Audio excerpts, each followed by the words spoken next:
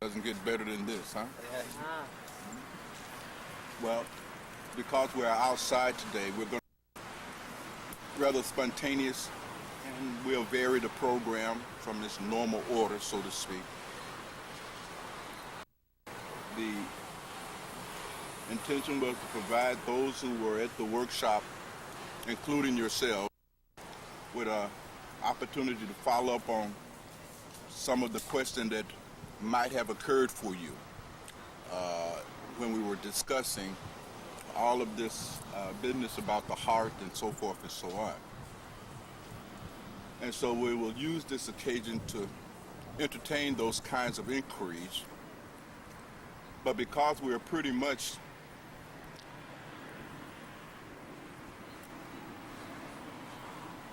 uninterrupted by visitors today, we'll have a chance to plunge a little bit deeper and also to investigate it within the context of sadhana. As you know, everything that I try to talk about it ultimately is purpose toward improving the sadhana, helping us to perfect sadhana. So today, because we are free from a lot of the public, we can address that issue head on. So anything you rascals want to discuss pertaining to the heart Dharma and its relationship to sadhana, how all of that work in, the neurology of sadhana, if you will, the neuroscience of meditation and so forth and so on, you're most welcome. Or if you'd like to just sit here and enjoy the breeze, we can do that too. Enjoy the breeze and shoot the breeze. Yes, beloved? It's Bhagwan. It seems like the heart is the halfway point between the three lower chakras and the three upper. Yes, in the physical body itself, that it is divided into a kind of midpoint. But that is also because of the biology of the development of the body itself. At the time of conception, that sperm and egg, those two fundamental forces that generates the first human cell before cellular division. Well, as that cell begins to split, layers form above and below. The heart cells are right in the middle. The cells on top curls up into the spinal cord and opens up into the cranial brain. The cells below become your body. So in some sense, you see, the heart has always been understood as being the center of your being. And that language has been used, you see. Now in the chakra system of the Hindus, it's the Hridaya chakra. And this heart chakra, even in the physical body, has a non-physical counterpart, you see. And so very often when the mystics are talking about the heart of your being, they're not even again making so much reference to the body anymore. The heart being consciousness. That's the heart, because out of consciousness everything comes. So this physical heart is just one of the hearts in a triune of hearts. There's a trinity of hearts, of which the physical heart is the bottommost. So as you move up this trinity, you begin to come closer and closer to your being. Yes, beloved? Bhagwan, what's the relationship between the heart and the spirit? The heart and the spirit? The heart, and now we're talking about the physical heart, because I said there's a trinity of heart, but let's talk about the physical heart. Okay. And keep it kind of simple. We can make it a little bit more sophisticated as we go on here. You have to understand, beloved, that the function of the heart itself, the role that the heart plays in the whole human organization, the whole body-mind mechanism, it acts as the gateway through which intelligence expresses itself in the human form. Okay? So if by spirit you mean that intelligence, that source from which all being come, what we have referred to on a prior occasion as the super implicate order. Another way of putting it is to simply understand that there is a undifferentiated, unmanifest source from which all life comes. And that process going from undifferentiated and unmanifest potentia, what the African sages call all and not yet anything, Amun Ra. Coming from that stage down to where we are at here in this actual place and time, there's a process for that.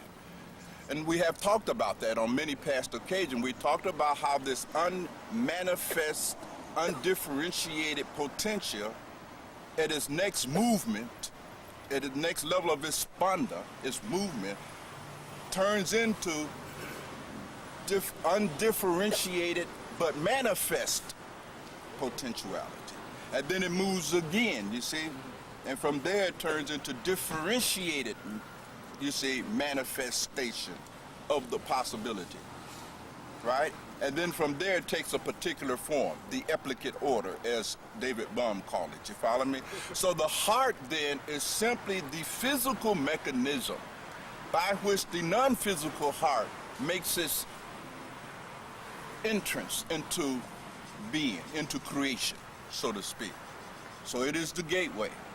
And it functioned as such even at the biological level. The gateway. Well, then what about this chakra here? That's another heart center. You see? Another heart center. Right. Well, you see, it gets to be a little bit complicated. But I've said there's a trinity of hearts. And you have to understand heart meaning fundamentally a gateway through which spirit moves.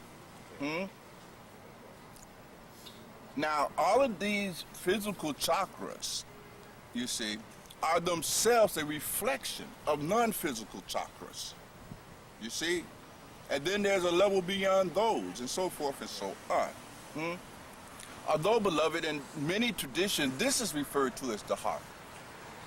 Because why? It is the seat. Where they're knotted. But this is a heart that opens up not into this world, but into the higher worlds. You see? Okay. That's the difference.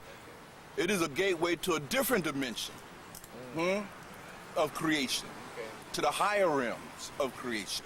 So this is the gateway to this, that what you're having the experience of. This one is the gateway to the inner worlds. Incidentally, one of the functions of the neocortex is to provide you with all of those faculties necessary to open up into the inner world. It is by no accident that most of us seldom use more than 5% of the frontal lobes, the neocortex. And many people are wondering, well, why is that? Why is it that we have all this 95% of the neocortex, the higher brain, just sitting there doing nothing? Well, if you recall, the brain has to only fires on the basis of what you're using. Activation, nurture, and you see, it only uses what is required of it. Now, the reality is that for what we are doing, you don't need more than 5% of your neocortex to live this kind of physical life. That's it, only 5% of the potential of the highest brain was even assigned for this process called ordinary life and living. The rest of the brain does not even begin to, quote unquote, become active in the experience of a human being until that human being has moved into the higher realms of creation. Do that make sense to you? You got enough brain to eat, sleep, you know what I mean, procreate, and that's about all that you're doing anyway. You have no need at this level of your stage of development for any higher brain. What would you do with it? But put it into the service of the reptilian brain. But That's about it. If you get there to the gate. Yes, So beloved. you're talking about in the developmental stages is coming out of the subjective and subtle realm into the objective and gross. That's a de-evolution. The evolution, the developmental is going from here to the Up. subjective. That's right. Up. But fundamentally, don't we really start at the higher and then at birth and the physical body comes into being? It depends, yeah. It depends on what kind of model you wish to use to interpret the phenomena. There's many models. You could talk about devolution, what we call the nagraha, the self-limitation of the supreme being into the human thing, and then the unfoldment of it. So it depends on where you're looking from. You see, from where we're at, it is clearly a unfoldment process. Like this tree was once a seed, right? So all of this has somehow been condensed into a seed at one time. And then under the right conditions, it unfolds. But it is also correct to say that this reduced itself to a seed. They are not contradictory statements. You see, it's just a different model. And as long as you know which model you're referring to, then it's fine.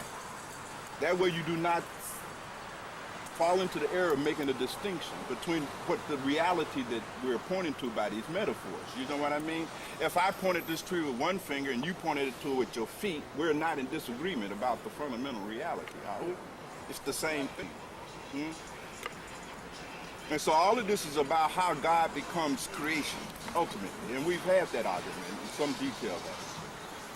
Today we're just really seeing the role that biology, see how that whole process is reflected even at the level of your biology, your physiology, your nervous system. See how all of that is a part of this same process of the descent of spirit into matter and the reversal of that course, matter returning to spirit, how it involves everything. You see? That is actually the process that everybody is undergoing. You have no option. It's not left up to us. Something else to say about it? Yes, beloved? You mentioned about the reticular brain and how that some of the leaders of society, their developments had stopped there, and that the intellect had been allocated to translate from the reality of the spirit soul to the physical universe, but is now in service of this lower reticular. Last time, yes, beloved, we talked a little bit about the function of intellect in contradistinction to the function of intelligence and the relationship between the two.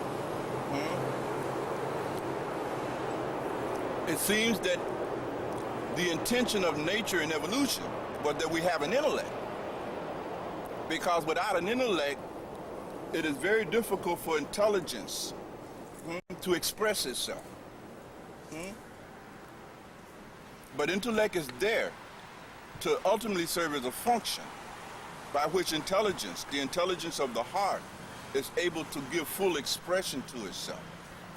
What happens, however, if the intellect is not governed by the intelligence, then that very intellect undermines the whole purpose of evolution.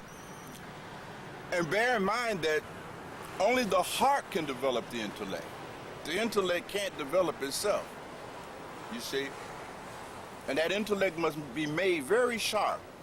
Well, in the tradition, beloved, we have called Vavika, or Jhana. You see, the intellect must become capable of distinguishing between the real and the unreal. As long as your intellect has not been developed to the point where it can distinguish between that which is real and that which is unreal, then you have not really reached full intellectual development. Once it had reached that ability, now it can serve as a mechanism through which great intelligence can permeate your life. You have to remember, beloved, it's the same intelligence that is splitting your cells, circulating your blood, running all these systems, exchanging molecules, rebuilding your skeletal system every 6 months. You understand? Giving you a new stomach lining every 6 weeks, right? In the course of 3 months, a quadrillion atoms that leave and come back into your body, and you don't even notice it, you see? That's the intelligence that I'm talking about. That ultimately is waiting for the intellect to become sharp enough to translate it, to let it be manifest in your life. Another way of putting it, wouldn't you prefer to have the intelligence that is running your system run your life rather than you?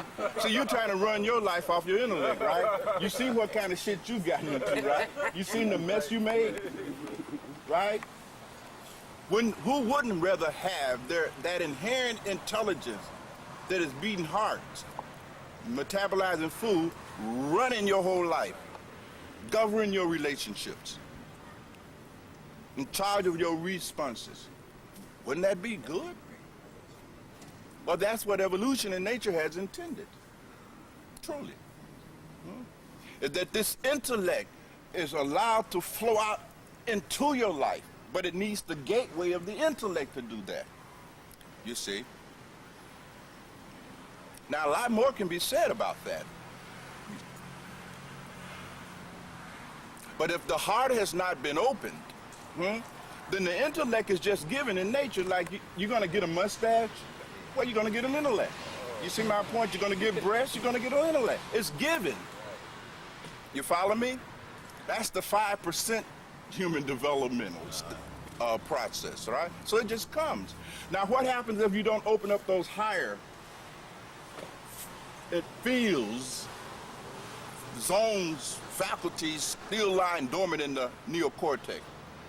Then you're trapped in this hellish condition. Well, your intellect is always being hijacked by your reptilian level of development. Your intellect is always pressed in the service of the survival of the reptile in us. By reptile, I mean the ego. You understand? Yeah. With no exception. Bear in mind, however, though, that the process is the heart has to be opened. And the heart can be opened at any time in this process. You see my point? The heart has to get open. And then the heart opening is what ultimately brings the intellect to that level of avika. The intellect simply can't achieve the level of avika of its own volition, by definition. Remember, beloved, without the heart and what it represents, you wouldn't be here. There would be no brain. There would be no body. You have come into being through the heart. So the heart is always key. That's it. This is burning up. Yeah, Maharaji used to always say, and just to dovetail on that, Maharaji was not a big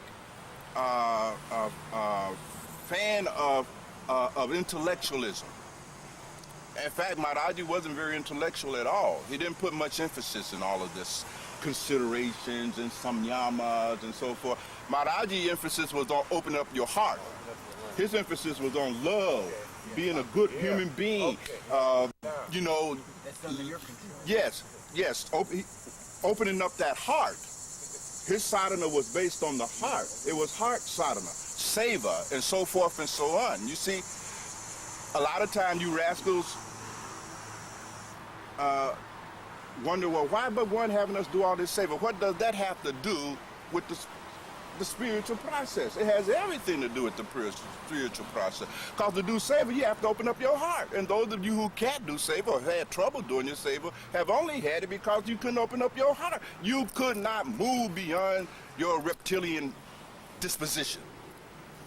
And you simply must become capable of being moved beyond your reptilian disposition. And so Maharaji and that whole bhakti school of saints and yogis, the focus is on the heart. Acts of kindness, you see, ahimsa, non-violence, you know, because those practices opens up your heart. So the whole goal of this kind of mysticism is to open up your heart. Yes, beloved. What is love, and what does love have to do with the heart? Love is that which the heart conducts. Love is spirit, love is divine, and so forth and so on, you see. That's my definition of the word love. It is that force that creates, being conducted by the heart. That's why in ancient times it was said that the heart is the seat of love, I got love in my heart. Or you don't have love in your heart. You're hard-hearted. You know, what it really saying is that that force that is love is not able to move through your heart. Your heart is closed. These are metaphors, you see. These are metaphors. But you look at this thing called life. This is life. Look at all the different manifestations of life. Life and love are synonymous. They're the same thing. You follow me? So there's life in this grass, life in the flowers, life in the ants, you know, but it's one life. There's only one life being manifest in many different forms, right? And that process of manifestation occurs through the heart in each form. Every form has a heart through which life is able to enter into form. Are you following me now? The heart is the mechanism by which life takes form. And in the physical level of form, because this is just one kind of form, the physical form. There are many other kinds of forms, some of which are non-physical at all. Are you with me? But everything that has taken a physical form, life has had to come through a heart, or something that is equivalent in the physiology of the form to the heart. Are you with me? Yes, beloved. Real loud, real loud. Okay. We'll let the train go. Okay. We'll talk a little bit about the fact today that, give us practices different from something because you have to deal with the reality of who we are. And all of the growth that takes place. And we and I talking about the experiences that we have had.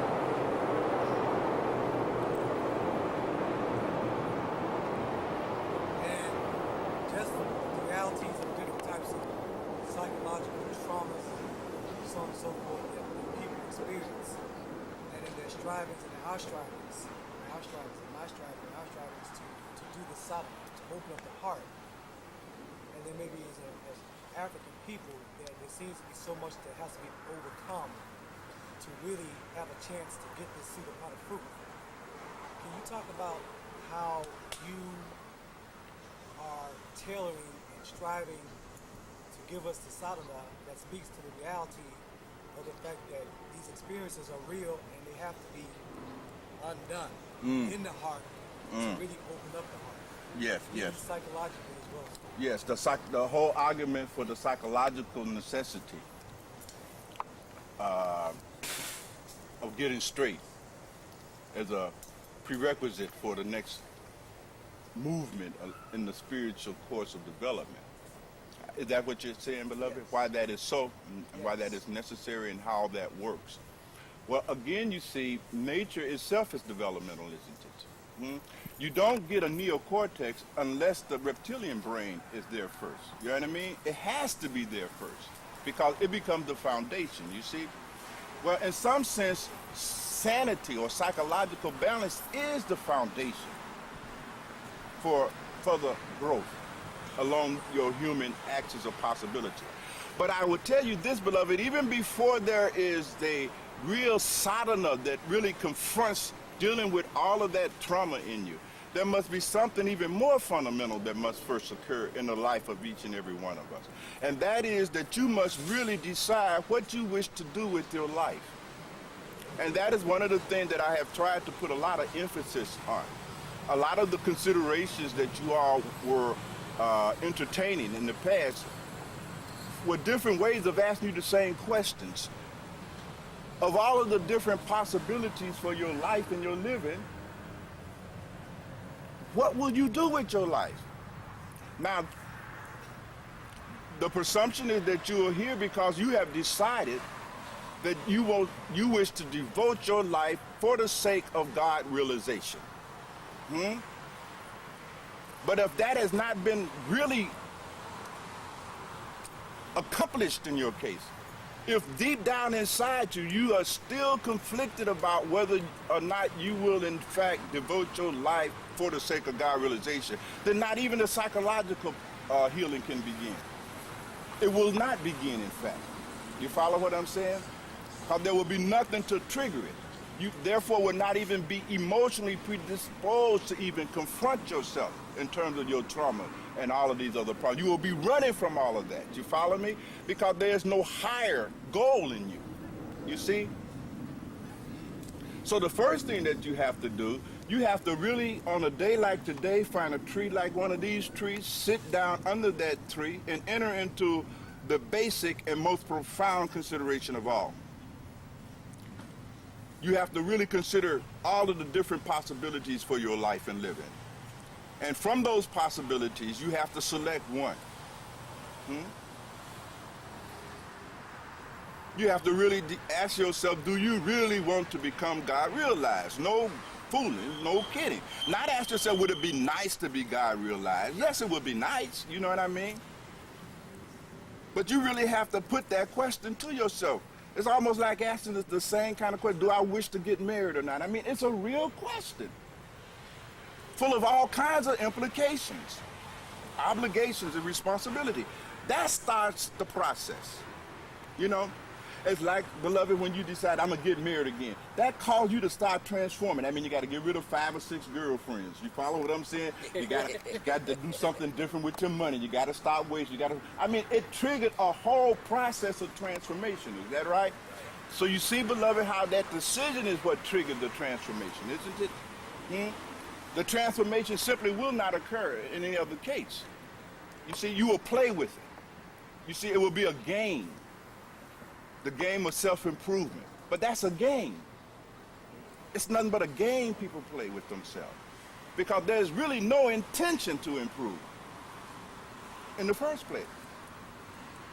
There's really no intention to change at that fundamental level where change must occur. Is that about right? So what must occur in everybody's case is a very serious consideration of what you will do with your life. And are you truly committed to God realization or not? It's really that simple. Anything less than that is you bullshitting yourself. And your bullshit will show up in your inability to make any spiritual progress whatsoever. And you will always be struggling. Always. It takes what it takes. And that's the first thing. So that's the heart talking now. You see my point? Your heart got to be in it. You got to do this thing from your heart. Like anything else in life. You cannot be successful in a marriage if the marriage is not rooted in your heart. There's nothing to hold it together when conflict arises, and conflict is bound to arise. Are you following my argument? But if it's not rooted in your heart, you're not going to have the emotional resilience to make it through the course. Are you following me? Now, you cannot overcome these traumas and all of this psychological damage and work that has to be done if you don't have emotional resilience. You're not going to have emotional resilience if you haven't established that foundation of intention. It is really interesting, beloved, even in, set this aside, but even in the ordinary unfoldment in the process of becoming an ordinary human being, you will notice the 2-year-old child reaches the stage, right? The terrible twos, how many recognizes it, remembers it? Yeah. Sure. Terrible twos. But you have to understand what's going on in terms of neuroscience at that stage, in terms of the psychology of the brain, that the child is developing will. At 2 years old, will begins to become activated. All those neural fields that give them will to do it their way, to control their own bodies, you see? And that's why, for instance, you'll see that 2 years old about to reach and break something, and they give you that look, right? And you tell you, if you touch that, I'm gonna tear your butt up. And they give you that look, and they do what? Gone. But you have to understand, they don't have no option. The will is functioning just like a drive, like you got a sexual drive, right? Yeah. You know what happens when your sexual drive hits you, right? You get that look too. The woman said, no, I got a headache. You keep right on reading. That's how drives work. And actually what the child is doing, they're looking back at you because they're concerned that, because they know they can't stop themselves from good. And they almost said, are you going to still love me? Because I got to touch. They're trying to preserve that parental bond. That's all. Well, something like that, you see. You must have that will. There must be that drive in you to become God realized. That must be activated. You follow me? That must become operable in you.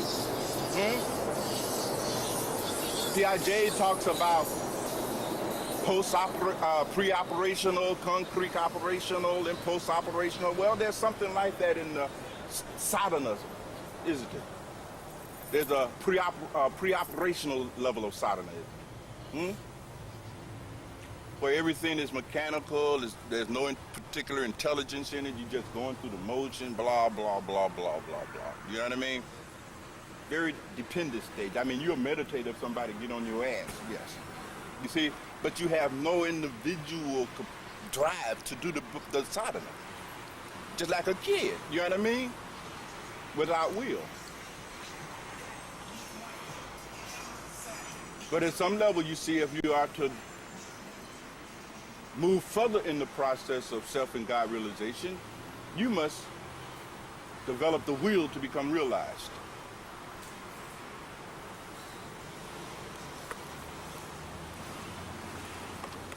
That drive for God realization must occur in your case. And it must be very conscious, very deliberate. And until that happens, nothing else happens, beloved. You see? When that happens, then you're willing to change. Because what you'll find, and you know this as a therapist, that you can't really help anybody that don't really want to change. Therapy is about changing. And what you know from your own involvement in therapy, that people do not want to change. Fundamentally. Fundamentally. Or you could put it another way, they want things to change, but they don't want it to hurt. They don't want to be inconvenienced. They want a drug, you can give them something. You know what I mean?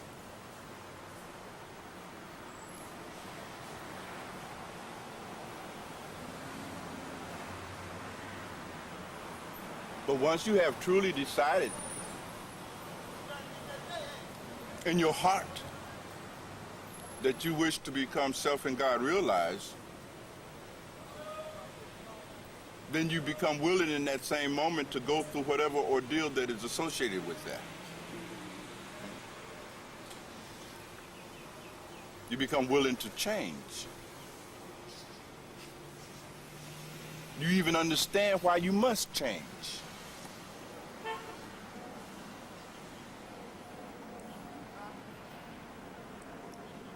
You then cooperate with the process, you see, rather than struggle against it. But until you've done that, beloved, everything else is rhetoric. It's nice rhetoric. I mean, it's good. I mean, it's entertaining. It's nice, you see, but it's just talk.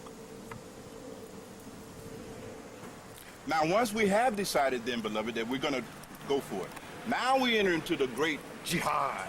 You see, the battle with those nafs. You see, all that inner stuff that has to be dealt with now. And to do that, we must first come out of denial. You see my point?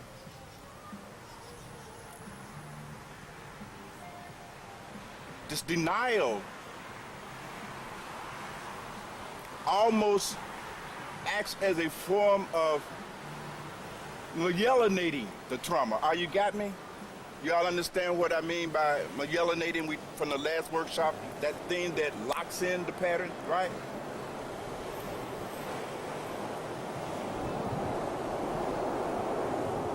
So you have to be able to break through the denial. You have to be moved to break through that denial for the sake of a higher goal. And admit to yourself, you know, I got some problems. You know, I mean, you got to really start taking a real look at your real condition. And that's what you were saying, beloved, right? And one of the considerations that was given to you all toward the end of the last cooler phase was specifically that, wasn't it? That you must really observe and inspect and see your real condition. See your real spiritual and psychological condition. Because unless you are able to see your real spiritual and psychological condition, you're not going to get busy. If you really could see how bad a shape you are in psychologically and spiritually and emotionally, if you could really see that, you will be moved on the basis of that revelation. You see, nobody will have to give you any arguments about it. The problem is that you do not see. And you do not see because you do not look. And you do not look because you're really not serious about becoming self and God realization. God realized. You want to delude yourself. And then enter into contracts with other people who are also self-delusional. And then you all play the game with each other. But it's a game.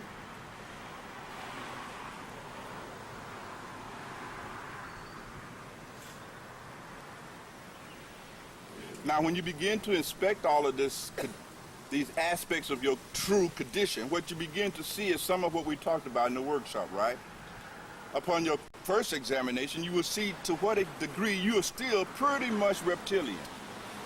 Your lifestyle is pretty much a reptilian lifestyle, isn't it? Pretty much. It revolves around food, sex, money, bodily comfort, sleep, likes, dislikes, aversion, avoidance, blah, blah, blah, blah, blah. Doesn't it? Pretty much.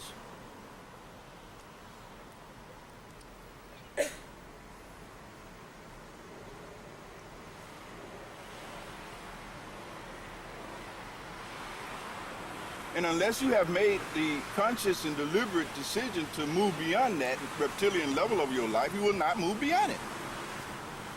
Will you?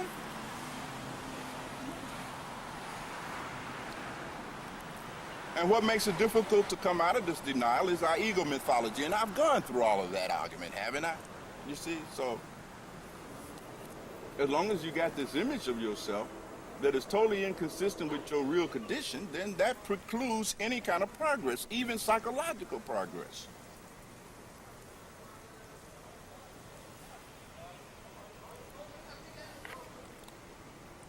And you will not challenge, you will not self-discipline yourself. You will want others to discipline you, but you will not self-discipline yourself. And until you have matured to the point where you can discipline yourself, you can't go nowhere.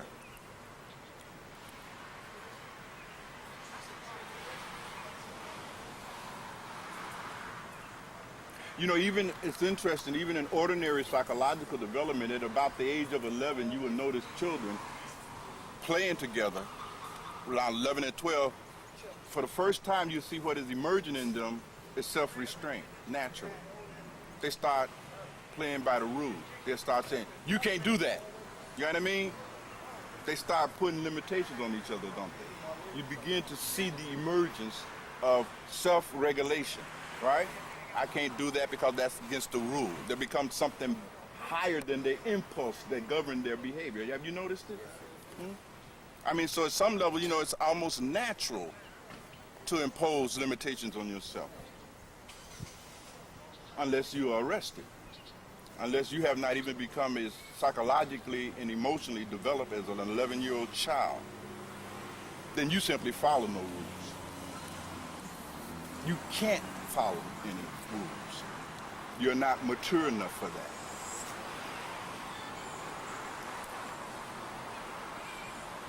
And the path is full of rules. Got to get up at what? You know the ordeal, right? Got to get up at 3 o'clock. Got to go do those are rules. It feels like rules, don't they? And you can't follow no rules. You're not that mature yet.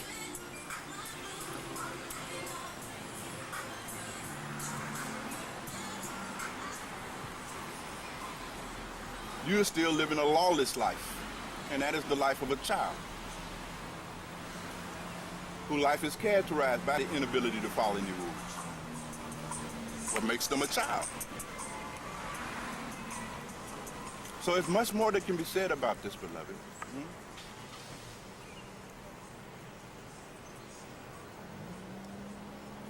But the fundamental inspection has to first occur before the healing can begin of all of these traumas. As black people, yes, we got a lot of this stuff, naturally. Naturally.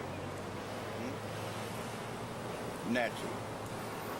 But that does not mean that other people don't have it. They just got different forms. You follow me? Everybody is equally miserable. You see my point? Just different basis for that misery, but everybody's equally miserable. You know? Something else to say about it?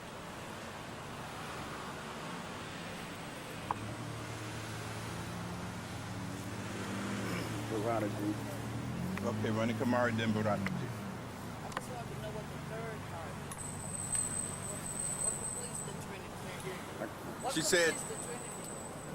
That would be Ronnie Kamari asked some kind of question like that, because Kamari means heart, right? Well, again, it's a bit complicated. But you have to understand there is a point, a window, a gateway through which, for instance, if we talk about the super implicate, the implicate, and the explicate, because that's a very simple model, right? But there has to be a window through which the super implicate can enter into the implicate form. And then thus, the implicate has to also have a window by which it can enter into the explicate form. You follow me? Well, that third heart is like that, you see? It is that passage through which the Supreme Being limits its own experience of being God. That's the first. Is that the womb? No, that's way before the womb. There's not even any body yet. There's no time yet. You see, one of the things you have to understand about all hearts, or let me put it like this, about the hearts beyond the physical heart, is that they are non-local. You follow me? Non-local. They're not in time and space. Think about it. The life that came through your heart, where was it before? Right? All we can say, it didn't exist. Right. But because we say it didn't exist does not mean, quote unquote, that it didn't exist. Right? You follow what I'm saying? It subsisted, but it didn't exist. And that is what comes into the cell, right? That becomes your heart, the heart cell. They're just that cell there. And then suddenly, boom, boom, boom, boom, boom, boom. And that goes on the rest of your life. Boom, boom, boom, boom, boom, boom. And the body is developing and so forth. Now I'm sitting there, it's pumping 100 gallons of blood through your system every hour. It's amazing. It'll beat close to 1 billion times. Extraordinary. But that pulse, that shove it, you follow me? Was there prior to the heart, wasn't it? That's why the mystic says, shove it, this sound, this pulsation, this rhythm. That's what creates. It's an extraordinary thing. I would have to go to a blackboard to do justice to it, so you'll forgive me. But I hope that helps a little bit, you see?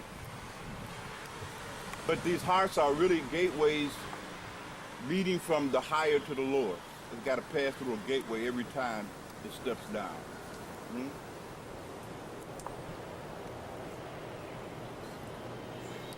That's why, in fact, we even have this triune brain. You know, the reptilian, the limbic, the neocortex. You know, this trinity. You see it everywhere, reflected in nature. Yes, what are the Master, at the end of the workshop on Saturday, you were going into the methods that we can use to be able to shift emotionally in an instant, and you said that there was some more that you really wanted to go into, but you didn't have the time. Yes. Well, one of the things, of course, is that will come as no surprise to you, these fundamental methods are the method that makes up your spiritual practice, aren't there?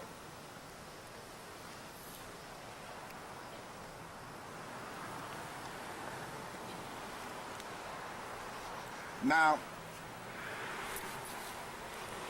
like all other methods, it has to be practiced to become efficient. So it's not, I don't want to give you the impression that there's some little trick you can do and voila, you shift. It doesn't work like that. That too is developmental. It requires practice, doesn't it?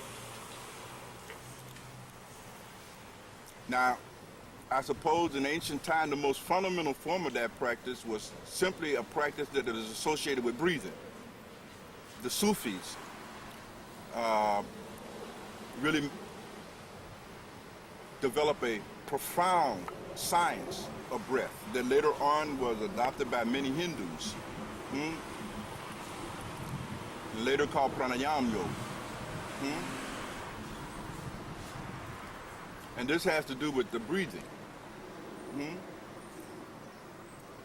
so forth and so on. And you all know all about pranayama and so forth and so on. And you know the pros and the cons against it.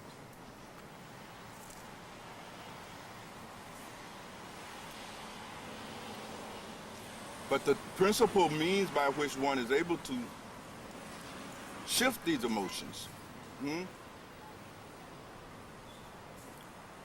is by the development of the ability to invoke compassion, love for other people. That is the principal method by which we're able to shift our emotions. You must learn how to love.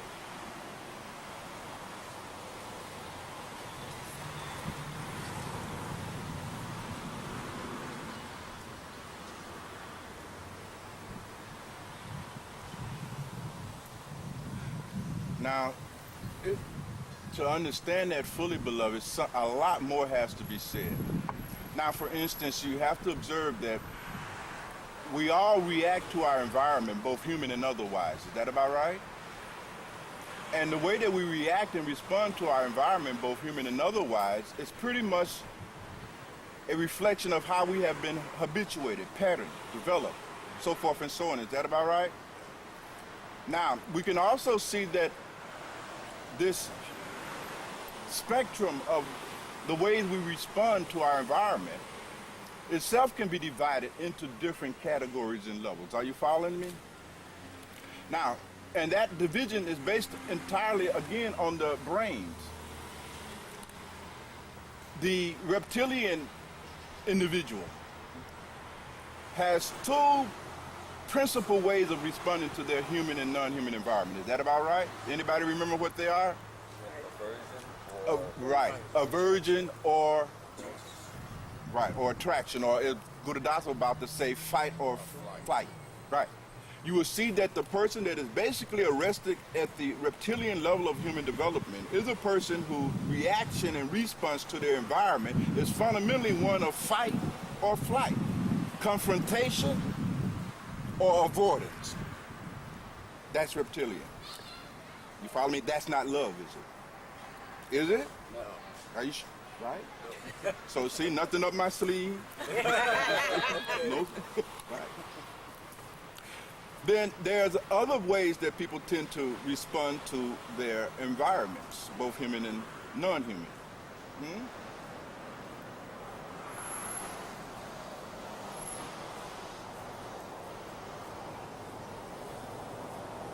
Now, one of the next levels by which you can notice where a person is at in their own personal developmental stage based on how they respond to the environment, both human and otherwise, is in the form of creativity. Some people respond to their human and non-human environment creatively, don't they? They bring great creativity to it, don't they, right? It may be conflict, but they learn how to creatively adapt in such a way that they resolve it, right? They're not left to these extreme responses of the reptilian individual, right? Who has no ability to conform, adapt, or anything. Is that about right? The creative function that we're seeing is a part of the limbic brain, right? So you begin to now and you can begin to see, we're going to see creativity and intuition, right? And vision coming into our grasp and therefore our use. So the third level and way in which a person can respond to the environment is creative. Then the next is intuitive, right? That gets a little harder to just give you examples of this, but it's intuitive, right? You respond intuitively.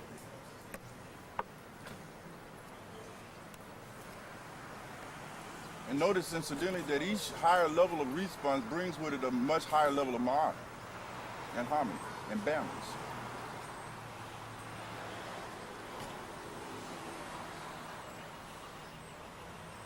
And then we can even factor in will, the other faculty that opens in the limbic system, will.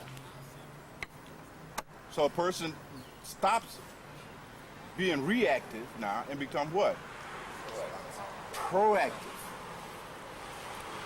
Their response to their environment is proactive. It's amazing. Much higher. As we continue to move up the hierarchy in brains, you see, we start entering into the territory of the neocortex, right? And that gives us the ability now to respond to our environment, both human and otherwise, in very different ways. The first one is sacredly.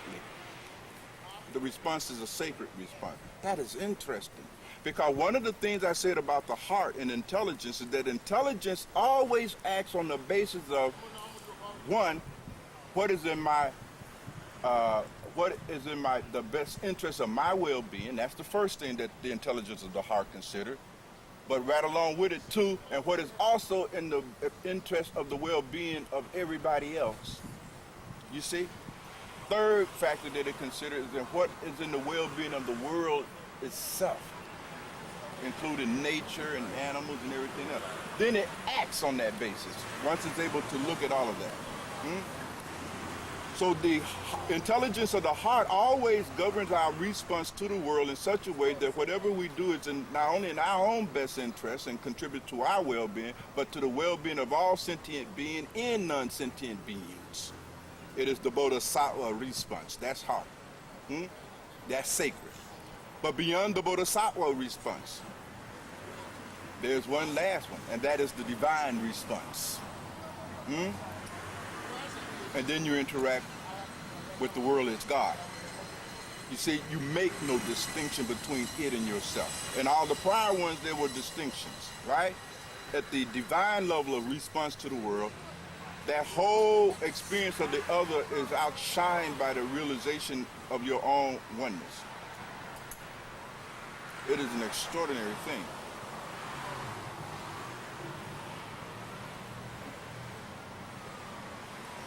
So,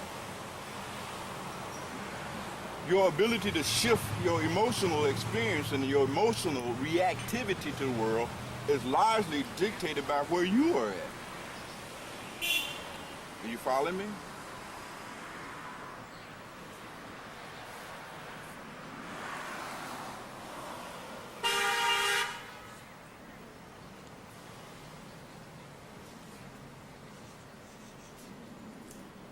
Something else about it? Amaraji, then Purataji, then Chasa. So we are relating knowledge with intellect, the state of knowing with intelligence. That you're responding to reality, situation, being in the state of knowing that intuitive faculty is there. You know. Yeah. Knowing. Yeah. Knowing. A state of knowing. Not knowledge. Not knowledge. But always in that state of knowing how to respond to anything. Always. As experience coming to Always. Always. In fact, in the Santiago theory of cognition that was developed down in Chile, Muturana and Verla use exactly your language. They call it knowing. They said knowing is the same as life. Knowing is life. You see? Knowing, consciousness, awareness, knowing.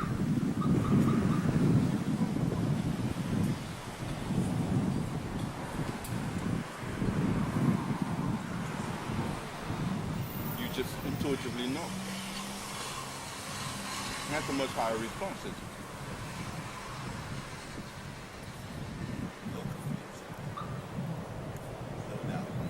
So ultimately, you see, beloved, the only way to shift your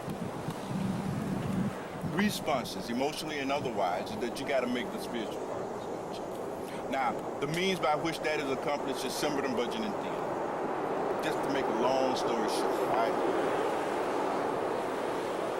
Other than those, I don't know any other way. Now, I'm not saying there may not be other ways. I don't know. There simply is no other way to move into the hierarchy of your being.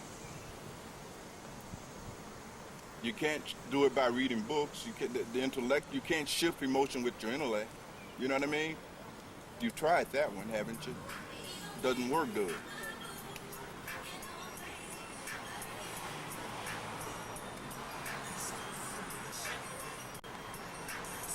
Josh Saw? I got help. Wait, I can't hear you, beloved.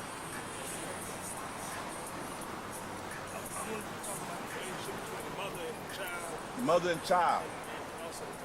Ah, Repeat that, Coach. mother and child, the relationship. And the father.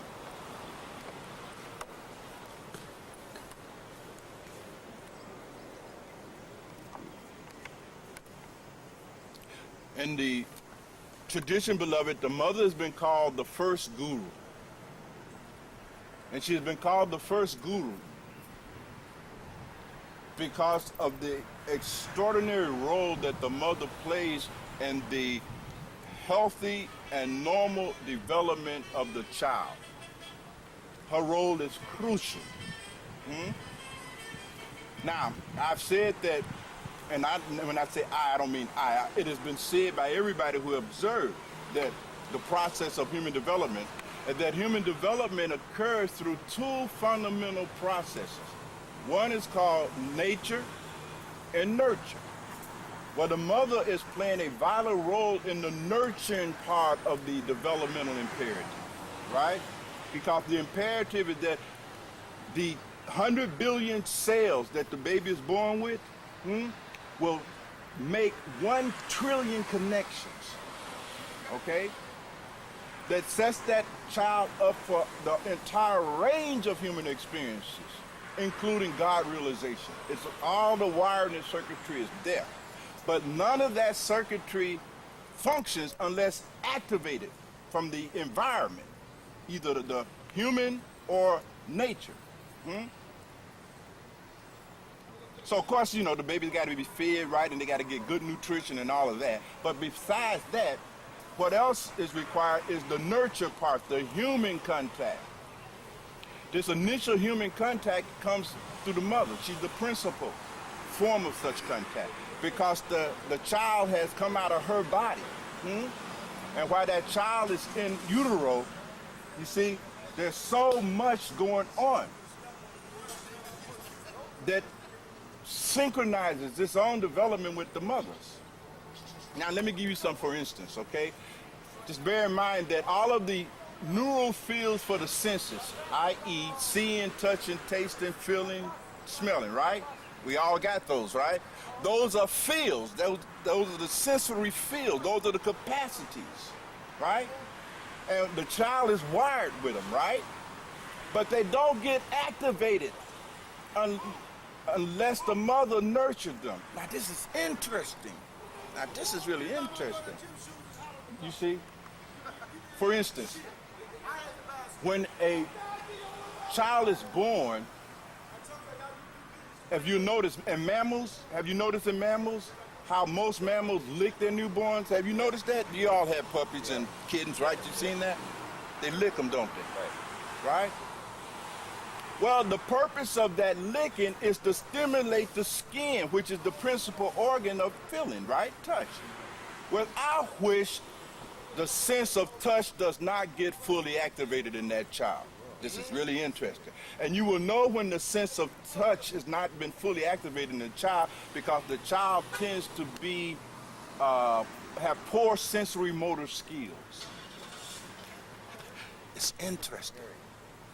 And the Aborigines and the Eskimos still lick their babies when they're born.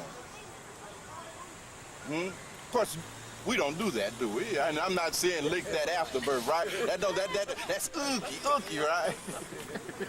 But I'm talking about now the wisdom of the heart, because the heart is one that is dictating how to do all of this, isn't it? That intelligence of the heart that is beating your cells and metabolizing your food, it is that intelligence that programs the female of the species to lick.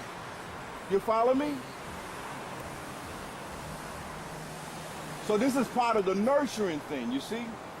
The mother has to look at the baby, literally, to activate the visual fields in the child. This is interesting. They're born with it, right? But it's not activated.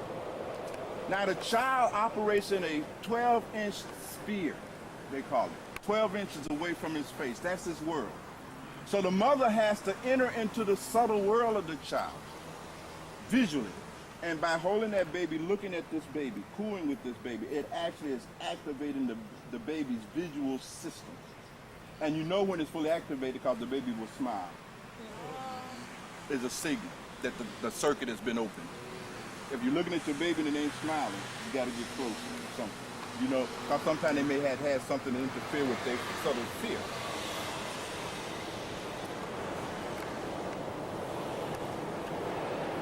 It is extraordinary. That's part of nurturing or bonding with the child, okay?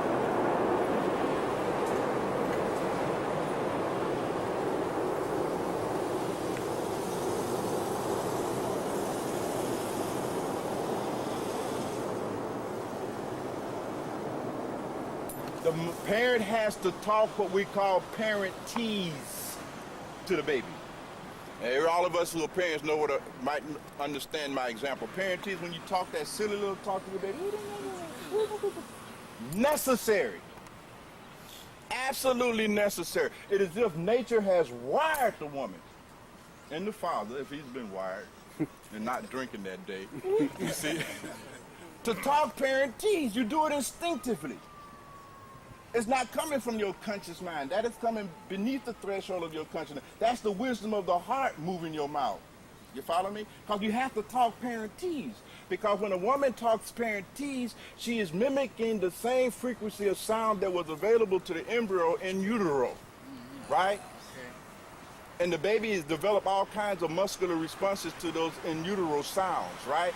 And when you speak parentese to them, they can hear, and that helps what? Activate the neural fields for hearing.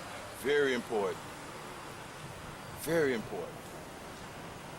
So what I'm really saying, beloved, that every aspect of the relationship of the mother to the baby is intended by nature and evolution to activate the circuitries that has already been laid down in that baby's brain. You follow me? And when the mother fails to do that, the baby don't develop. And the first stage in that process begins by putting the baby on the mother's chest. And we talked about all of that so that the heartbeats can be synchronized.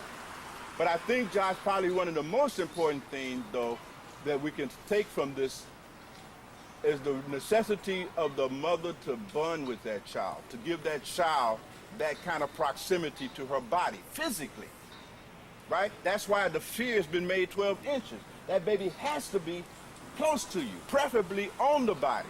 In fact, nature has designed the female of the species, the human species, in such a way it mandates that you keep the baby close to you frequently if you are following the natural ways of feeding. If you are breastfeeding your child, you know that the human milk is low in fat and protein. It's not very rich, is it? It doesn't have a lot of protein. It's kind of water. The colostrum of the female, it's nowhere near as fattening as Ensure and that. But it wasn't intended to be. Nature intended it was nature's way of ensuring that the mother would have to feed the baby every 20 minutes to make contact. Every 20 minutes. Bringing them into what we call your left breast position. Have you ever noticed any woman, mostly, when they hold a baby, they will hold it to the left breast position, right? You don't even know why. You see my point? Because that puts the baby heart to your heart. It's synchronized, it locks. That's what nature intended, so that all these neural fields could get open. You follow me? But if you violate nature's intention, right, and you bottle feeding, right? Similar. First of all, you're not even in the baby sphere. Baby can't see. They, in fact, in the early 50s, when they first started making baby formula, they had a damn device that you could put the bottle in that will hold the bottle and they'll hold in the baby. You remember about Raji, right? And you didn't even have to be in the room. Crazy. And what happens is when we break this bonding, Josh, the child doesn't develop physically and psychologically in a normal pattern. The child, first of all, will grow up having the feeling of being unloved. They will never feel love. And that feeling of being loved has to be established in those early, that 0-1 developmental stage. That's got to be in place. And actually, if the child and the mother are separated, right after childbirth, if the child is sent to one room, maybe medical problems or something, and the mother somewhere else, that bonding period is interrupted. The child do not develop psychologically fully, always feeling unloved, blah, blah, blah. The mother gets some postpartum psychosis. That's the price she pays for the separation of the bonding. Nature is ruthless. Now, a lot more can be said about it. Yes, beloved? Okay, Master, and that kind of segues into the second question that I had, which was that same process that you just described, it mimics, well, the process between Guru and the disciple mimics that same process. Can you say something about how those stages are mimicked? Sure. Well, what happens, you see, there's a second birth that occurs during adolescence. Now, I talked about that in the workshop some, right? When I talked about the fact that, developmentally speaking now, at the age of adolescence, all of those prior trillion circuits that were not activated, there's a neuropeptides come through and wash them out, boom, right? But then there's a final new growth made available, right? And that new growth, that is the descent of the ego, second birth, right? Because the ego is evolving. And I've already given you that argument, right? It's integrating. It's integrated. The sense of self is integrated. It's like this tree again, right? Remember we talked about planting the seed? And the tree, what it really is inherent in the seed. And we plant the seed and we start nurturing it, right? And hopefully a seedling appears and it begins to grow. Well, with each level of growth, it is coming closer and closer to its true self, isn't it? It is beginning to approximate its true identity. Well, something like that is occurring in a child. First, the sense of identity is biological, tied in with the senses, and I went through all that in the anatomy of ego argument. And then you become a physical ego, a body-based, and then emotional, and then mental and psychological. Well, what happens is that that point in adolescence is turning point. At the stage of adolescent nature, if everything is going right for you, evolution has brought you to the point now where you are naturally and instinctively aware that you are much greater than what you have been up until that point in your development. You get an intuition of who you are in your adolescence. It's interesting. That's what makes adolescence such a difficult but critical stage. Something is born in you at adolescence, which is your intuition of your greatness. And so the average adolescent is looking for something great to happen, right? They have great expectations. They're waiting for, they know that there's something special about me. They know that, they sense that intuitively. We look at them and call them arrogant, but that's a natural thing. They're right. That is true. And they create a longing to become that. Now later on, you see my point? Unless they are guided, they become mediocre and they go in with the status quo, right? Well, it's at that point where the guru becomes necessary. The guru deals with that in you. That part of you that was born during your adolescent stage, that intuitively understood, there is something great and special about me. The teenager is not tripping. It is so, right? But unless there is a guru, a lama, a mothering, a nurturing process in place, that baby ego does not develop. It gets arrested and becomes an ordinary human being like y'all.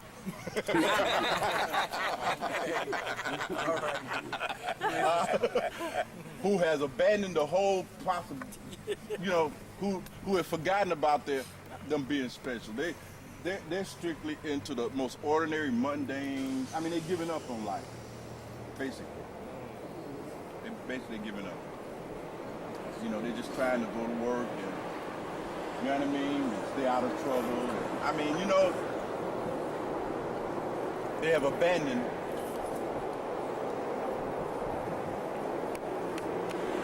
the pursuit of fulfilling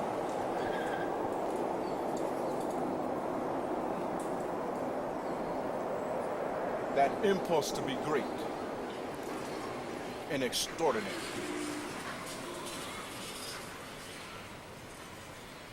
So even in the tradition you see, for instance, beloved, in Tibetan Buddhism, the guru is called Lama. Lama means mother. In Islam, Sufism, so forth, the Imam. Imam is mother. Imam basically means to mother somebody. Because that's what the Imam should do. The Imam mothers you, nurtures you. You see? The Sheikh nurtures you like a mother. Enters into the sphere of that ego and nurtures it. Nurtures it. Brings it to its full development. And if it does not occur, all right, by the time end of adolescence, there's one final washout. You follow me? And your brain loses 80% of its connections. And you're left with 20% of the capacity you had at 3 years old. You become patterned, fixed. And only by some kind of extraordinary grace can anything else occur. Brahmaji, you have something to say about it? For me? Yeah. For my seat? Yeah. Oh, okay. I didn't even notice. That's nice. I'll take this home.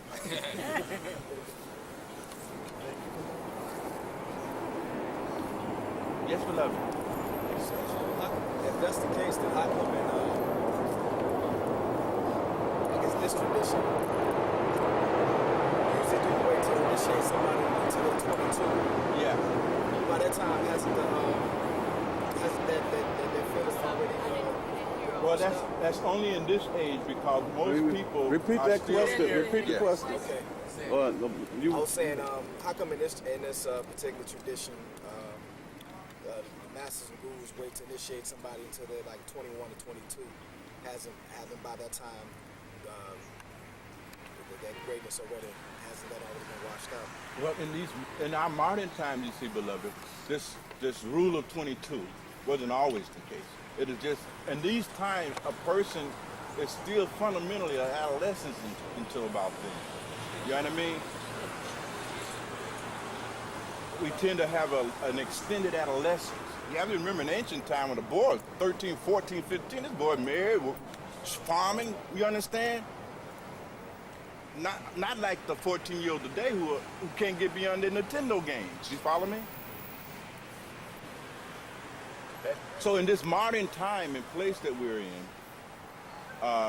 then, yes, in Sant Mat at least, and in many other traditions, they tell you wait till you're about 21, 22. You see my point? Because you're still in pre-adult. I mean, you haven't reached that point yet.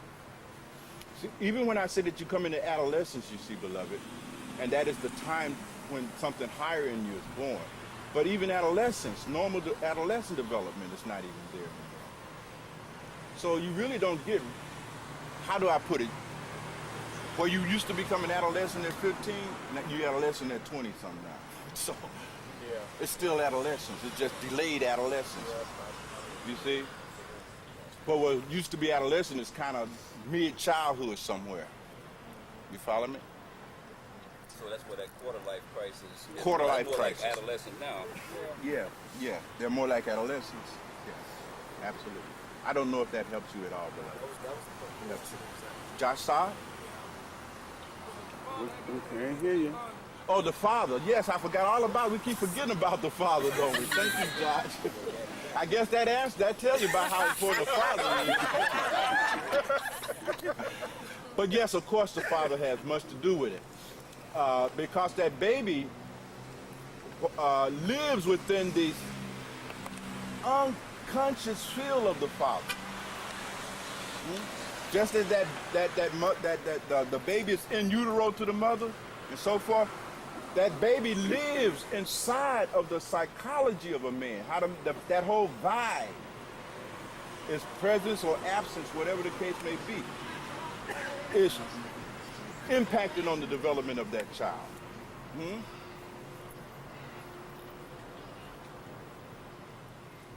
And there are certain kinds of things that don't get developed. Now remember I was saying that the mother is there and she stimulates all of those neural fields that give rise to the sensory systems and so forth and so on. A male kind of does that in the limbic system. It kind of, that male energy, that male presence is there, to stimulate.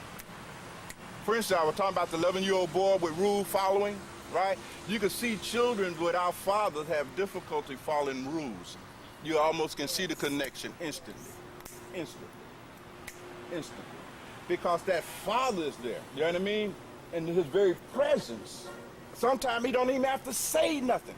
You remember them old country men, father, they just, your daddy ain't got to tell you nothing. He just look at you and give you that.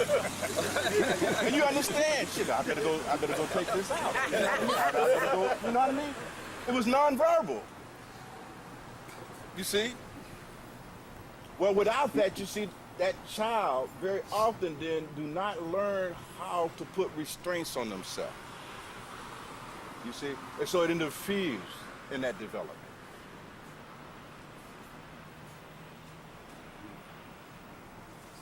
They are not able to move beyond their comfort zones.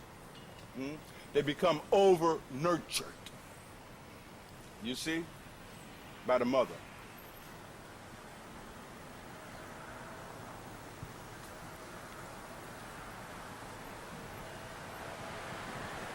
And they become imbalanced in life.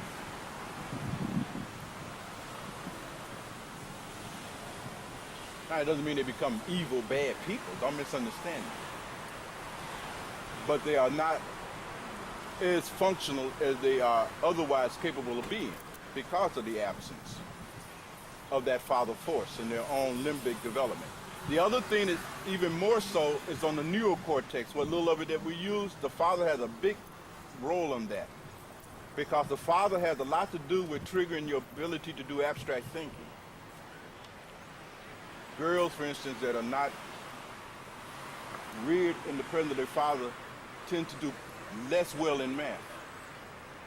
And those kind of things. It's got a lot to do with the development of the left hemisphere. Remember I talked to Josh about how the reptilian complex developed in the limbic system, and then the right hemisphere, and then the left hemisphere, then the prefrontals, and so forth and so on. Well, it's this stage of development that involves the left hemisphere. The father challenges you to think about it. You better think. You sure you want to think about it? Think about it. I mean, that's almost their language. You better think about it. Think about it. Think about it. Think about it. Think about it. They're constantly challenging you. Think. think? What were you thinking? You know, you heard that, right? You heard that from Roger Bill a lot, right? Of course, Mukherjee said, you could have got killed, you could have got killed, you could have got killed. You see, she's into your body in this survival, right? Roger Bill is just, what do you think? So father does that, you see, plays that role.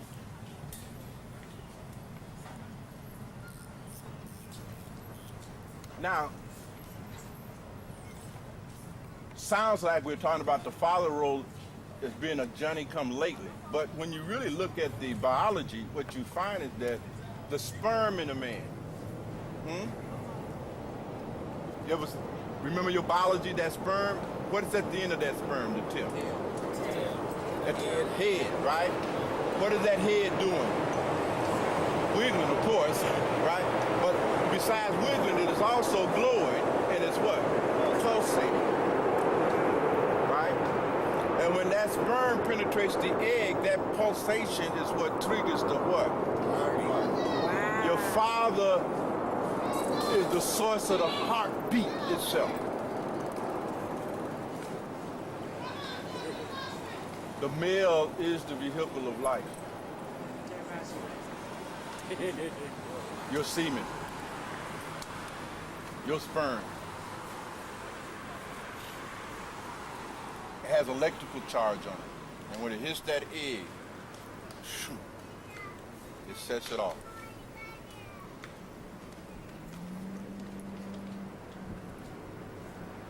That's why in ancient times they used to always caution men, don't waste your seed. Do not waste your seed. And so you can see the metaphor. The man has been the seed, the woman has been what? The ground, the soil, the earth, the womb. Just as the seed is no good without a womb, the womb is no good without a seed. All right? But the tree is in the what? It's in the seed. It's in the seed.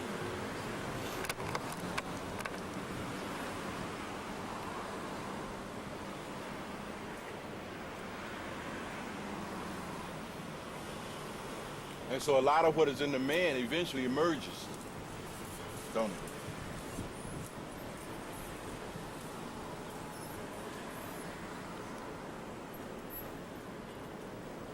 A lot of the DNA coding and all that other stuff. Personality.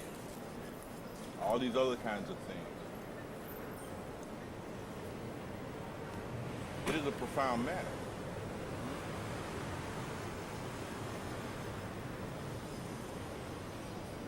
So the man has done most of the work when he made you. And from there we just turn over and go to sleep. You know what I mean? But the work has already been done. It's in you. You know what I mean? His work is done up front. You see? It's done up front.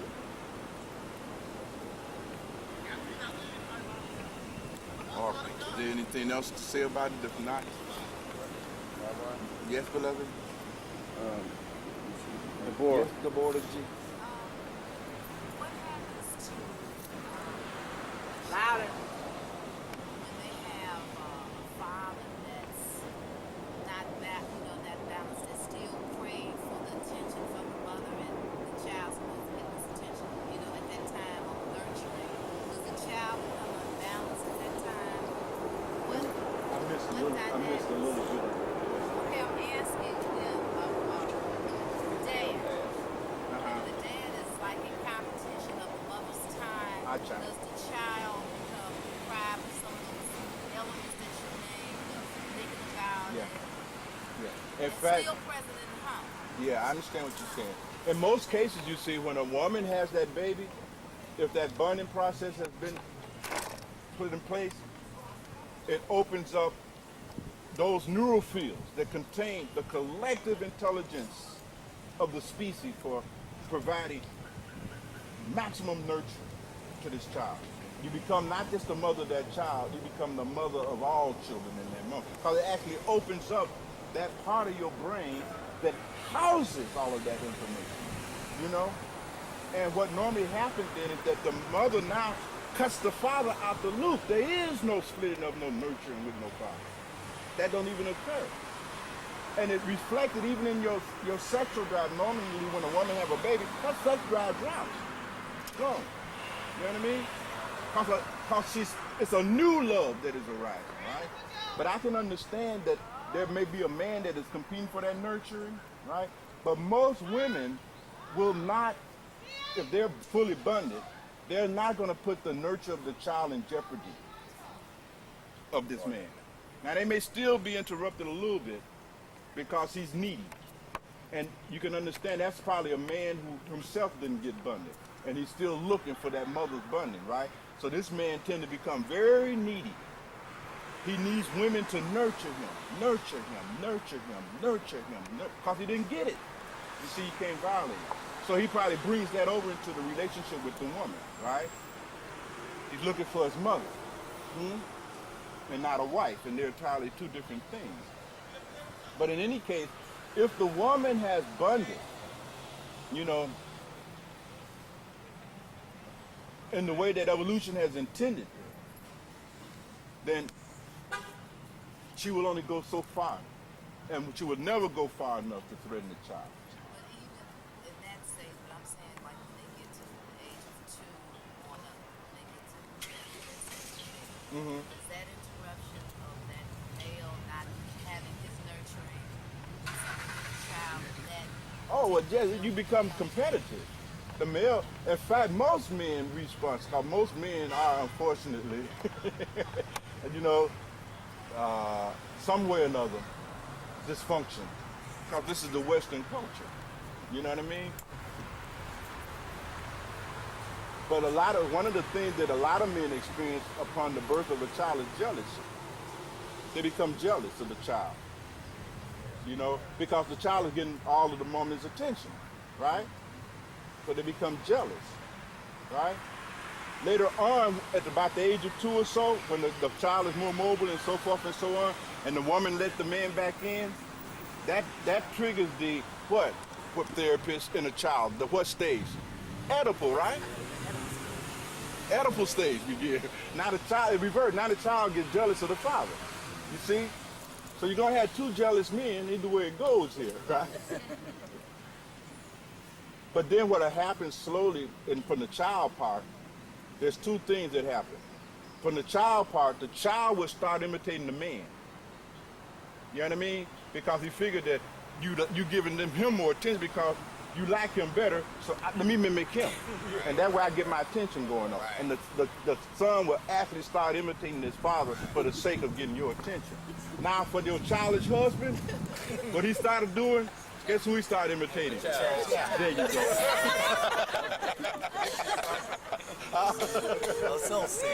Yeah, he sounds like a kid now.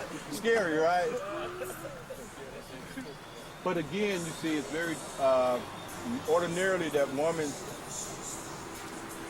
that is bonded, wired, open, functions. Yeah, children would be okay if the mother is all right. You follow what I'm saying? Because she's the one that is going to put limits on that. You follow me? Initially, she's going to be the one to tell the man, you better not hit him no more. Yeah, you spank him, but you better not hit him again. Because this man is man just going to go. Woman, stop him. You follow me? But if you're not woman, you're not mother yet, then you're just going to let this man beat your kid to death. That means something wrong with you. You are not functioning like a mother. And you're not functioning like a mother because there was some interference through either medical technology or some way, shape, form, or fashion with the bonding process, right? And you did not recover or inherit your instinctive intelligence from mothering. Nobody has to teach you how to mother. It is instinctive.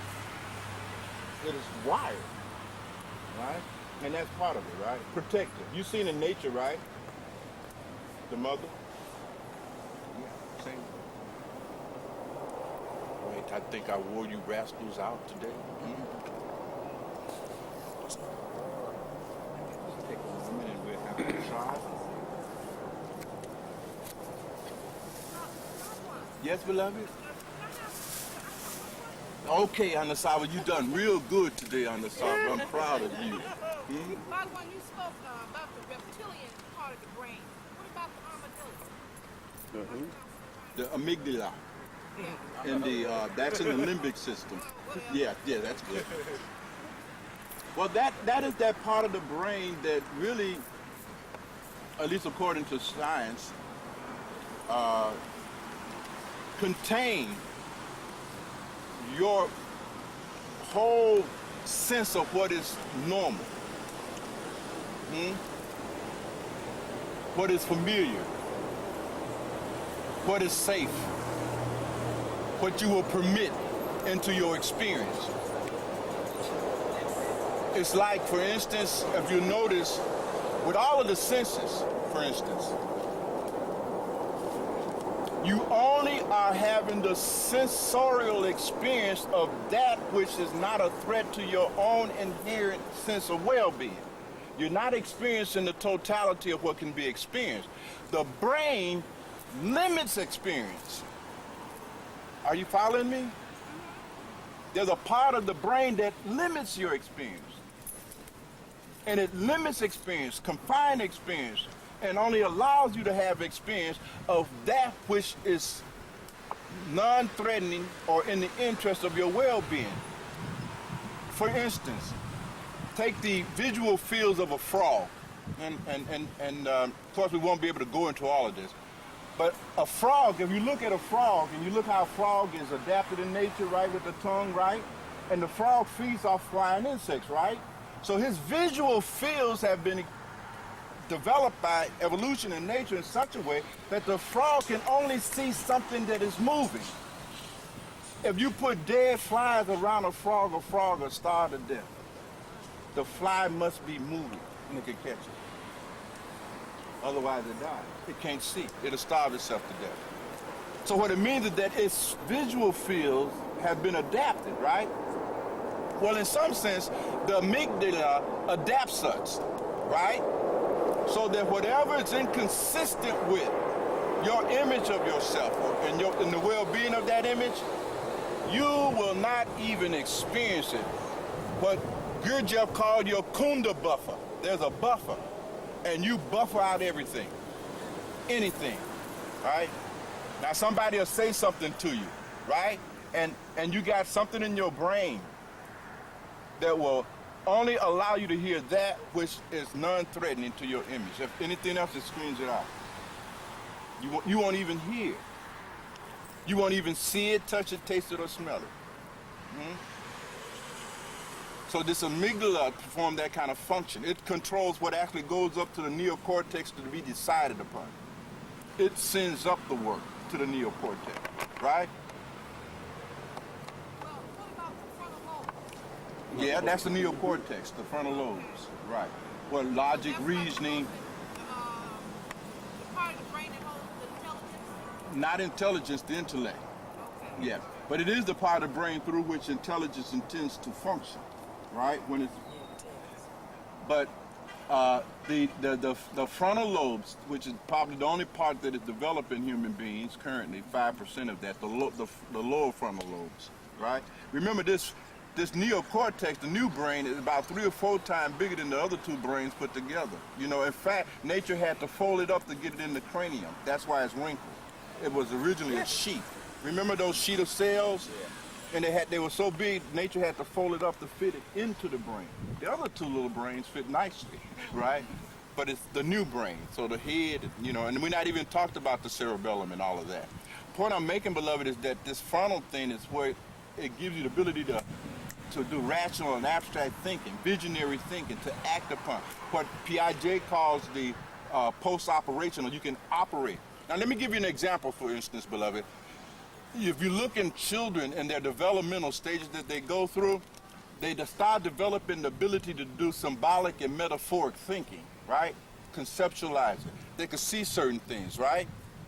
For instance, a child could see these cars, like my grandson Charcy.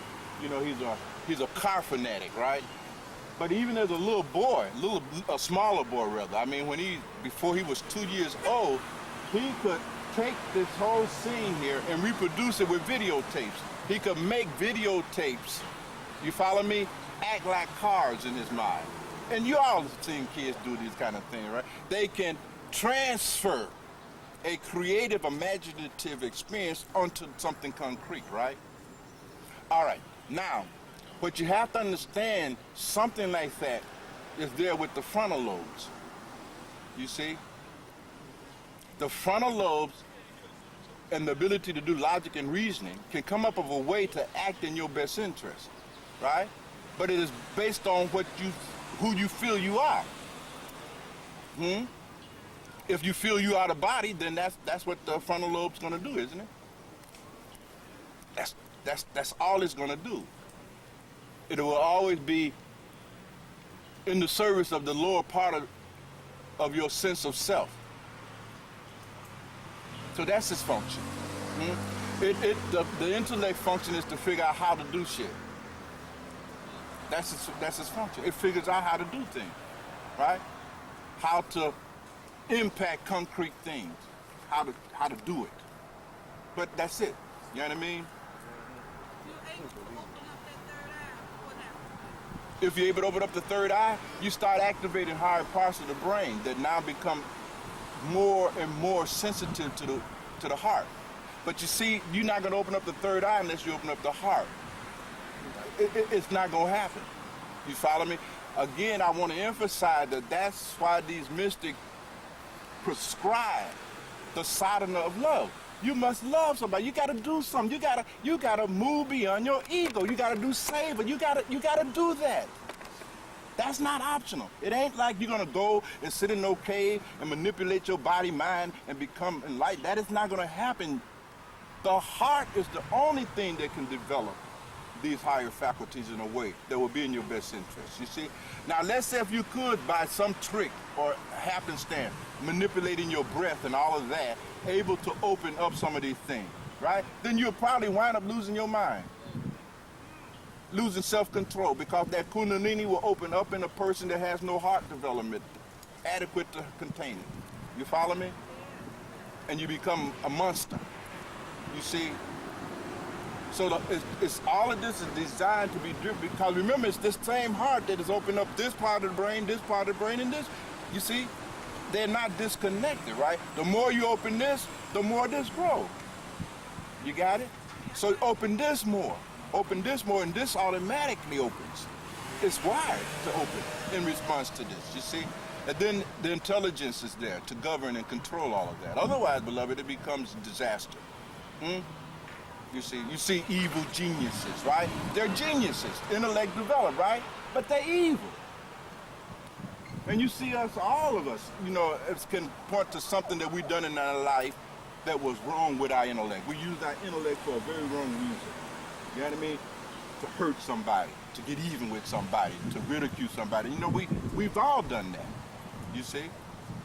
Because the intellect simply is not governed by the well-being of others. It don't care, you see. When all this is said and done, beloved, I guess all of this talk that has been done today and every other day before this is all purpose for one thing. What is it that you must realize?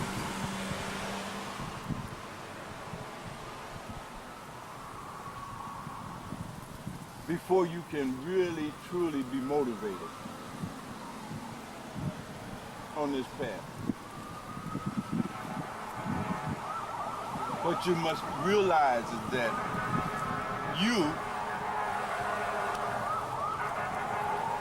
can't be anything other than God. That's what you must realize.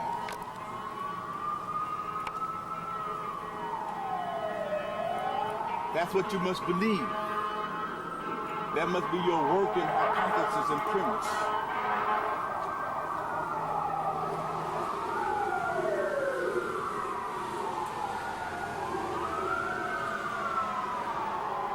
When you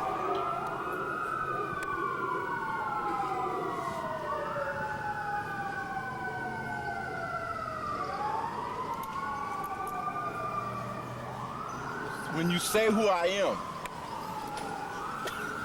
your sense of identity,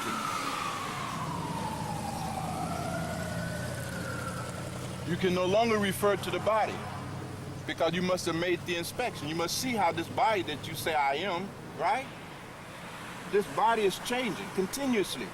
I've already argued that, right? At the cellular level, that's a fact. See, that's the good thing about science. Science proves that that's not who you are. That cannot, by definition, be the basis of your identity, because your sense of identity is felt unchanged over time. This is change. This is changing as we speak.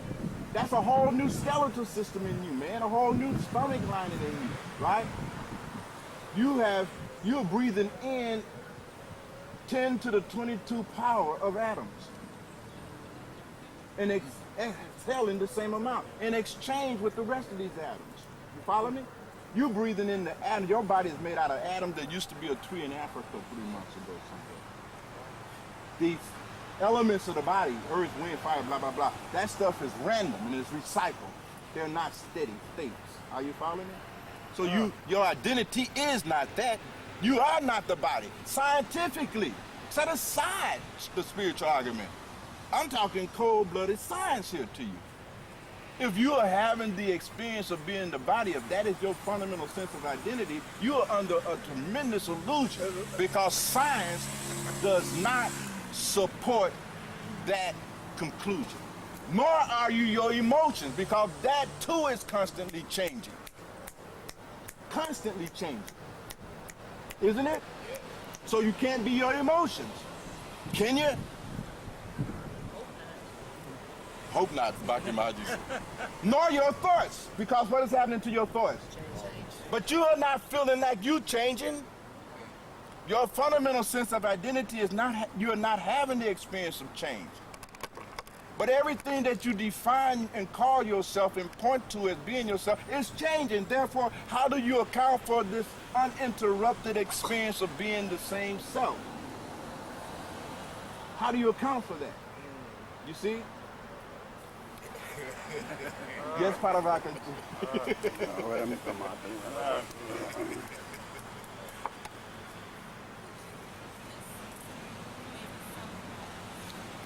We can't hear nothing.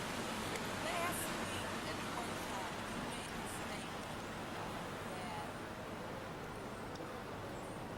you tied it in with something you were saying about religion is faith.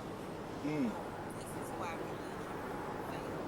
I can't remember the exact segue.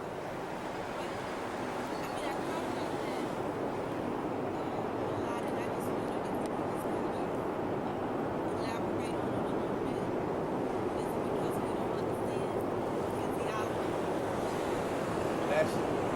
For those of you who couldn't hear, her question was about the failure of religion.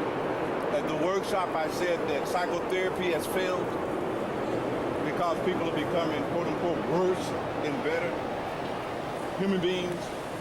And I made the observation that the same could be said about organized religion. It too has failed, you see. But I caution you to not confuse organized religion with spirituality, that they're encountered two different phenomena, right? And she was asking, could I say more about that? And I suppose we've been saying so much about it all the time, and I could go on certainly about it. But let me complete this train of thought about the identity, and maybe that will include some response to it, okay? Because that's really what this is all about. This is all about shifts in identity. The whole human developmental process is nothing but shifts of identity. Shifts of identity. Coming into more and more and more complete sense of self. Like this tree reaches its potential, the more it grows, right? And finally, when it reaches the crest of its growth, it becomes tree, right? In the fullest sense of the word, right? Well, in the same way, the sense of who and what you are is also developmental, growing deeper and deeper and deeper. But as long as this sense of self is fundamentally based on or identified with the body, emotions, and your thoughts, then you're not, you see it's going to be problematic for you. because that's what you calling yourself. So your amygdala is going to screen out everything that is not in the interest of that. You follow what I'm saying? You can't do no sadhana because for the life of you, you don't see how that's going to make your body feel better. Shit, this don't make sense. It won't make sense to you because you can't see how this will make, quote unquote, me as the body better. And you can't go nowhere. Or if you still identified your fundamental sense of identity with the emotional play, your feelings, your emotions, and that whole field, which is flux, never the same, right? Then the amygdala will screen out anything that doesn't make you feel good emotionally. I don't like it. I don't like doing Simran. I don't like doing bhajan. I don't like going to satsang. I don't like doing seva. I don't like going to the meditation. You don't like it, right? Your amygdala said that, shit, we don't like that shit. Let's screen that shit out. That's its function. You follow me? Yeah. And you will not do it. And if you don't do that, how will you grow? You can't grow. You follow me? Spiritually. Or your thinking, your thoughts, if your sense of self and identity is rooted fundamentally in your thinking, your mentation, the mental processes going on in your head. And incidentally, on a no tangent, let me say something about that mental process and the inner dialogue so that you all can appreciate its true value. This inner dialogue is nothing but a carryover and a leftover when you became post-operational at 11 years old. You follow me? That's when all this subjective inner dialogue began in your adolescence. You follow me? It was appropriate there. It belonged with that developmental stage because you're learning how to think abstractly and so forth and so on, right? But you're embedded in that process because that's nature's way. Nature's way of growing you is to embed you first. Like that 2 years old that was embedded in the learning cycle, remember? The 2 years old is learning how to open and close doors, and they're looking at you. You see? But that's called entrainment. They can't stop it. They cannot stop themselves because they're in a learning cycle. The learning cycle consists of first getting a rough ideal, because they checked it out, they watched mama open it, they got a rough ideal, right? Then you got to refine that ideal, right? And then you got to, through practice. Then once you can open that door, then you can open all other doors. You see how the neural fields are opening? That's called entrainment. They can't come out of it. When you tell them to stop, they just... Well, you have to understand, that same entrainment occurs when you're learning how to think abstractly and metaphorically and symbolically. And all of that is associated with being an adolescent. You know what I mean? All of that. And you're embedded, you're entrained. So when the guru says, stop thinking,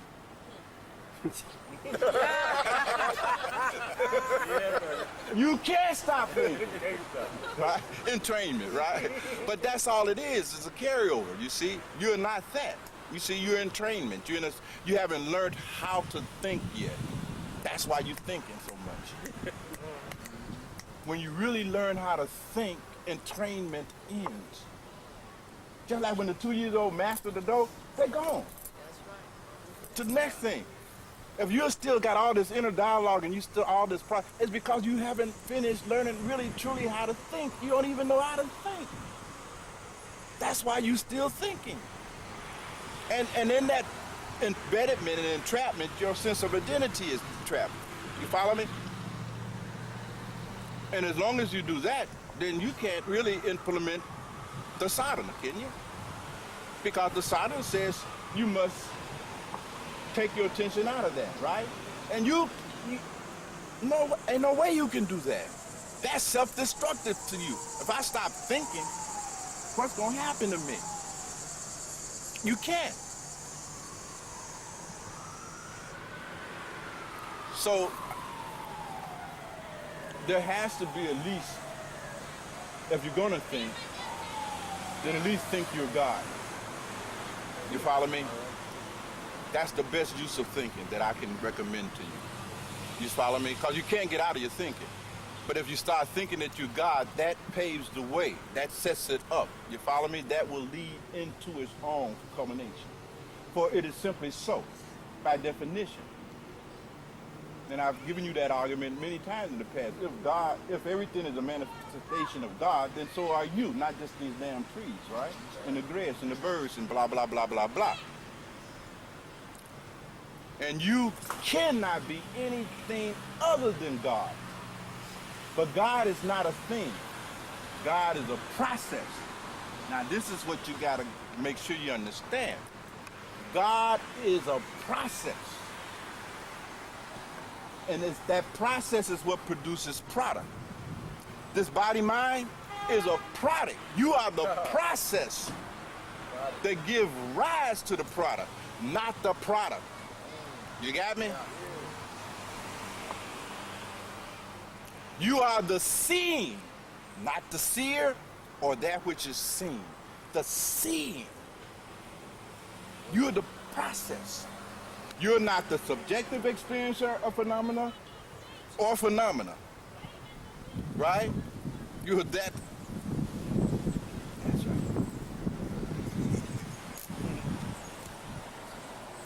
That time I see. Dog that.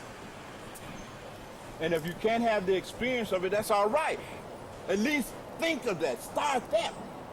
See, that's creative thinking. Start creatively thinking. You have the faculty already developed, right? Use it. Use it. See yourself. That's what the insight of the ancient Kemetic sages was. They said when you meditate, set that crown on your head. Is that about right? Of Heru. Put it up there. And feel yourself to be Osiris. You must use that creative capacity of thinking. Because that's where you at. All right, I'm out of everything. It's out of everything. We exhausted Bilal tape today.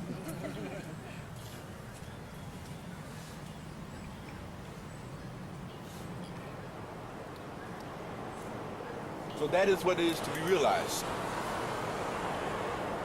That you are a process. Now you try to get somewhere and you get quiet in meditation, and you can that's what actually happens. You recover the experience of being a process. Because you lose the experience of being a body, yet you still are.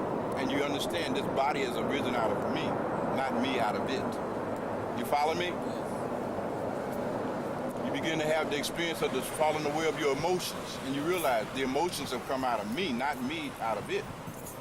You follow me?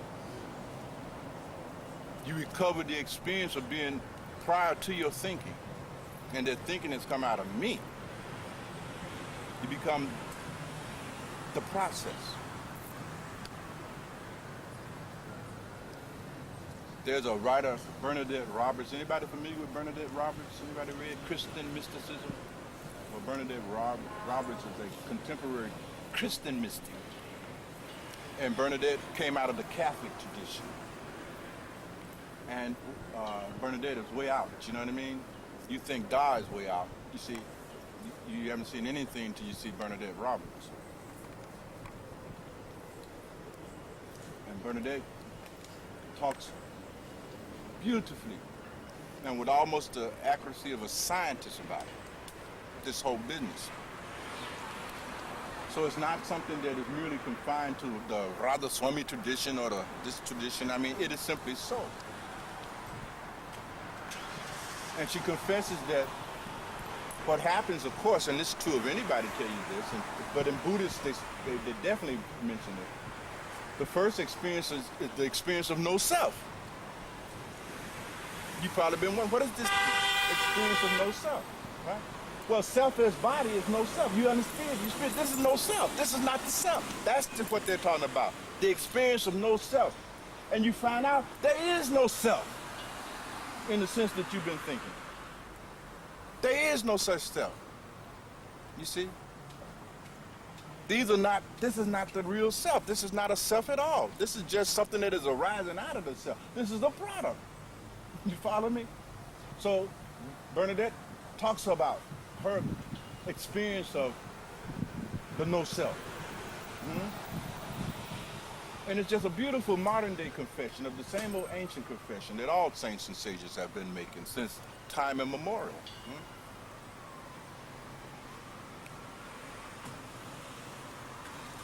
But one of the most extraordinary things that I think she makes the point very well is that as you become merged with self as process, it causes your reality to become entirely shifted. And we were talking about the divine response to the world. What happens in the divine, and she tells about her making the transition to that transitional state. And it's kind of scary because try as you may in that point to lock in on the individual's individuality, you can't. The individuality fades into God. And you keep trying. You know, you try to hold their face in their image and really see, you know, I'm trying to see Mukherjee as Mukherjee with all, you know, try to see her as an individual, but for the life of you, all you can start seeing is God in her.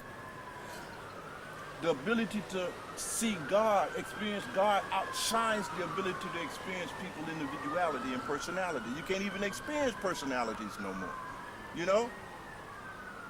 And at first it's a scary experience, you see, and she talks about that in detail. So the point I'm making, beloved, is that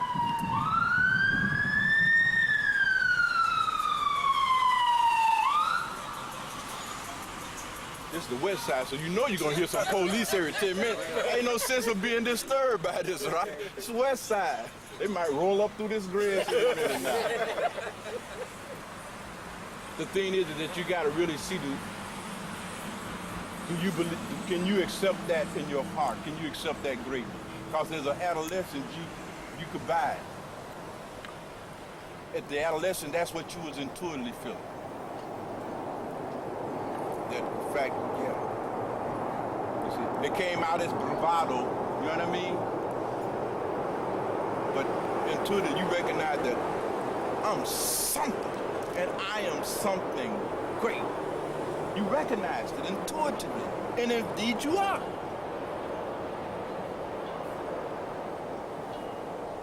What else could you be other than God?